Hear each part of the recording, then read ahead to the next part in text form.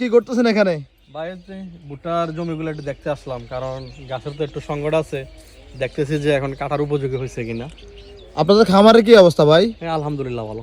এগুলো দিয়ে কি সাইলেজ করবেন নাকি? হ্যাঁ, এগুলা দিয়ে আমাদের চাইলেজ হবে আর কি। আমরা তো জানি আপনারা সারা বছর গরু লালন পালন করে থাকেন, তাহলে এই জমি থেকে ভুট্টা গাছ সংগ্রহ করে সাইলেজ তৈরি করেন? হ্যাঁ জি। আচ্ছা, আর কি কি আপনাদের খামারে খাওয়াচ্ছেন এখন? এই তো কাঁচা ঘাস, দানাদার। কাঁচা ঘাস কত শতক জমি আছে আপনাদের? কাঁচা ঘাসের আমাদের 20 একর জমি আছে। 20 ঘাসের একর জন্য 20 একর জমি আমাদের আছে, আর চাইলেজের জন্য আমাদের 3 একর এবছর এই ভুট্টাগুলা। ভুট্টাগুলো।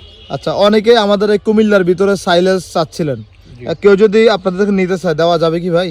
এটার আমরা কাজ একটু চলমান আছে, এখনো এটার পুরোপুরি প্রক্রিয়া আমরা ইয়ে করতে পারছি না। ইনশাল্লাহ যদি টার্গেট আছে, তবে এটার মেসেজ আপনার মাধ্যমে অবশ্যই পাবে। আচ্ছা, তাহলে সামনে চিন্তা ভাবনা আছে, জি, চিন্তা ভাবনা যেহেতু দূর থেকে আনতে হলে এক গাড়ি আনতে হয়, 14 টন 15 টন জি, আনতে জি, হয়। জি। অনেক খামারি চাচ্ছে 2 টন 1 টন নিয়ে রাখার জন্য। এটা আমার দেখা যায় যদি হয়, আমাদের আশেপাশে যে খামারগুলো আছে কুমিল্লার যে খামারিরা আছে তারা নিতে পারবে ইনশাল্লাহ। আচ্ছা, তাহলে আপনাদের কাজ চলতেছে আশা করি। জি জি, ঠিক আছে ভাই, আপনাকে অসংখ্য ধন্যবাদ। ধন্যবাদ।